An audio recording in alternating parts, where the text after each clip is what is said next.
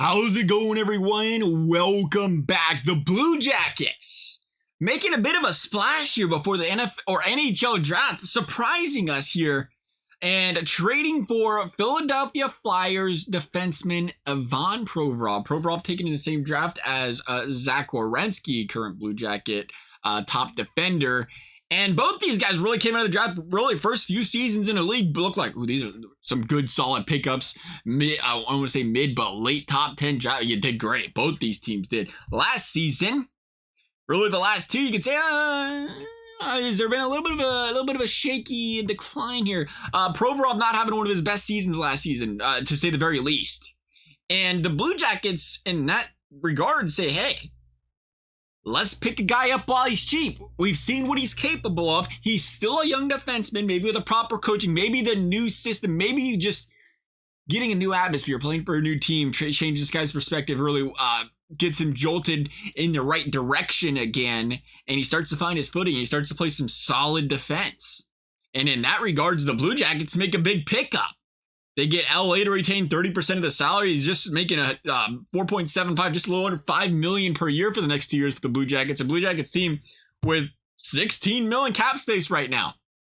A Blue Jackets team with Werenski, with now Provorov, with you dare to go back to it, but you say, hey, can that be the can we get a little Jones-Werenski action out of Provorov and Werenski? Maybe they don't play together necessarily, but can we get that kind of production out of those two guys and get this Blue Jackets defense playing like it's capable of? And you look at the offense and say they still have Gaudreau, they still have Laine. You think Kent Johnson takes the next step up here? I mean, they got pieces. You're going to get the third overall pick in a really good draft class this season. And you have to believe the Blue Jackets make this trade in hopes that they can contend again, which is crazy when you think they just finished as the second worst team in the league. But again, the pieces are there. It's one of those cases where we've talked about this. We've seen it in many cases. You just can't bring in all these names, even if they're good players. Gaudreau, stellar player. Laine, dominant goal scorer.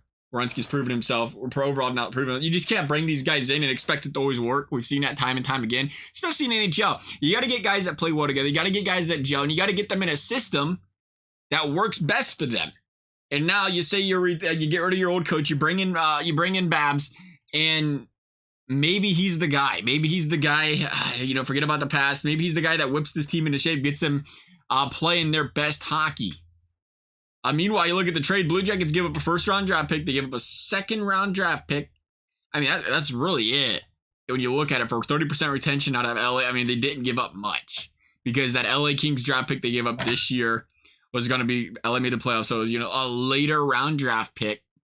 Which, again, good draft class. We'll see what it turns out to be. Typically, you're not too worried about giving up a later round draft pick. You bring in a guy that you feel like is going to be for sure a top 4 defender for your team.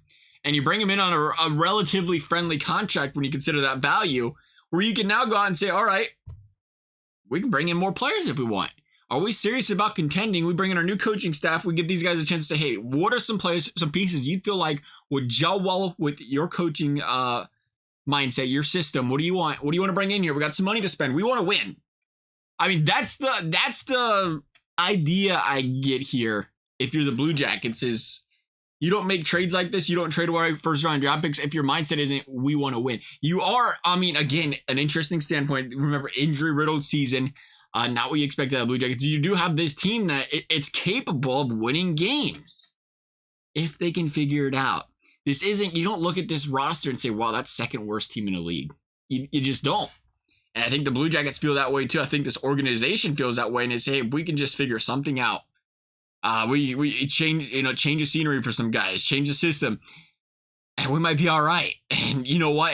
It's very possible to say that. I think some guys played down last season. You think they can play up? You get the ball rolling. It's amazing what some momentum can do for you. It's amazing what a little winning to start the season can do for you. And it's amazing what avoiding all those injuries can do for you. And the Blue Jackets, again, got some more cap to spend possibly. An interesting trade.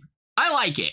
I feel like you have nothing to lose here if you're the Blue Jackets. Obviously, that first round draft pick. But to me, that's a draft pick that 1 in 10 times is going to give you a top 6 player, top 6 forward, honestly. And when you look at just historically, but we'll see, could have been a pick, could have been not been. I like what they're doing here. They're getting a guarantee in a player. We'll see what happens. Leave your guys' thoughts. And guys for watching. We'll see you next time.